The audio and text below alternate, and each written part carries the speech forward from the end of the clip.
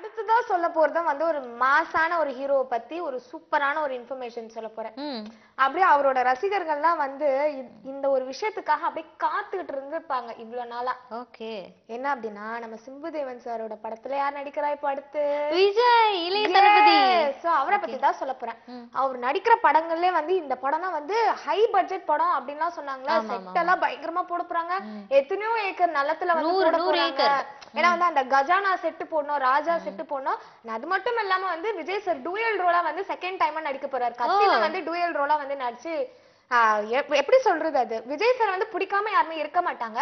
But அப்படியே ஒரு சில பேர் எங்கேயோ ஒரு மூலையில இருந்தா கூட கத்தி படம் பார்த்ததுக்கு அப்புறம் வந்து எல்லாருமே பிடிச்சிருக்கும். அட்டர் பிளாட் தான் விஜய் சாரோட செம்ம ஃபேன்ஸா ஆயிட்டு இருப்பாங்க இல்லையா? கண்டிப்பா 2 ரோல் நடிச்சாலுமே கூட பயங்கரமான வேரியேஷன் இருந்தது. ஒரு கேரக்டருக்கும் நடுவுல வந்து இவர்தான் அந்த விஜயா அவர்தான் இந்த விஜயான்னு கேக்குற அளவுக்கு செம்ம ஒரு வேரியேஷன்ல நடிச்சாரு.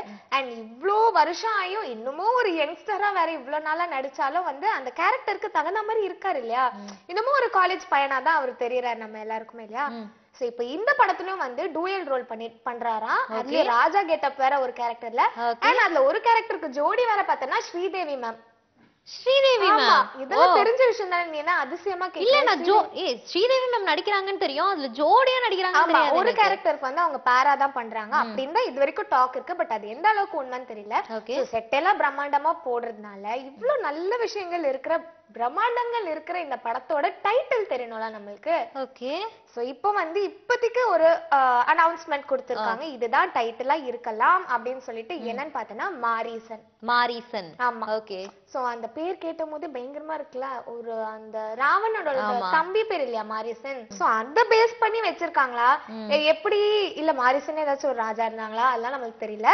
இந்த படம்லாம் வந்த பேர் தான். இந்த டைட்டிலுக்கும் அந்த படத்துக்கும் என்ன சம்பந்தம்? கண்டிப்பா வந்து லிங்க் ஏதாவது இருக்கும். சிம்புதேவன் படம் அப்படினாலே வந்துட்டு ஒரு ஹிஸ்டாரிக்கலா எடுக்கறாங்க இல்லையா?